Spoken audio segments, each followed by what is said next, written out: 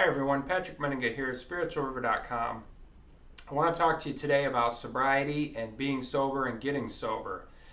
So sobriety, what is sobriety? We have to define the term sober. It's more than just abstinence from alcohol. It's actually personal growth. That in order to be sober, it's more than just not drinking. And the reason for that is that there's a syndrome known as dry drunk syndrome. And so some alcoholics, they'll put down the bottle, they'll quit drinking, but they won't do anything else. They won't change anything else. They're not pursuing any kind of personal growth. They're not trying to improve their life in any other way other than to leave the alcohol alone.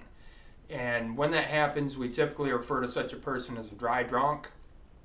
They're not any happier. They're still miserable. And their life still is messy and chaotic, and their relationships are a mess, and nothing's getting better other than the fact that they're not drinking anymore. So it does turn down the chaos a little bit, but as far as that person and their own personal satisfaction with life, it's not there. They're not really sober. They're just dry and they're miserable.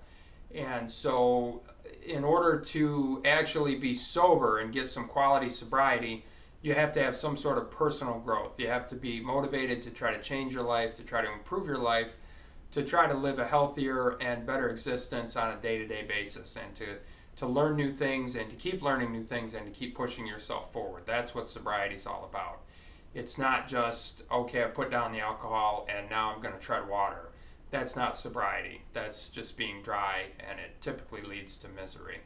So another key thing to know about sobriety is that it's much harder to get sober than it is to stay sober. And this is an important point for people that may be in and out of recovery. And anyone who's been in and out of recovery, anybody who's relapsed and then gone back to recovery and then relapsed and sort of got caught in this cycle, they'll be able to tell you that, hey, it's true, it is a lot harder to get sober than it is to just maintain the sobriety once you're already sober. And typically, if you talk to people who have been in that cycle, they'll tell you that it gets harder each time to come back.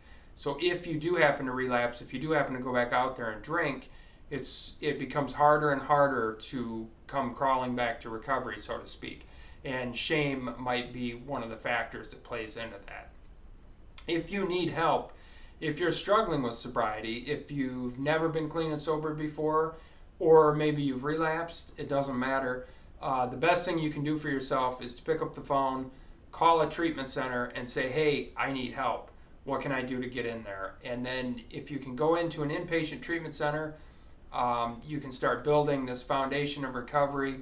You go into treatment, do a 28-day program, get that first month under your belt, clean and sober, come out, start going to meetings, start going to counseling, therapy, whatever it takes, whatever you need to do, and they'll help guide you with that. The people at treatment they'll help you come up with an aftercare plan, help tell you what you need to do in order to keep moving forward and stay sober in the long run. So that's my recommendation to you if you're struggling. If you're new to recovery, it doesn't matter. Get on the phone, call up a treatment center, and get started on your new life today.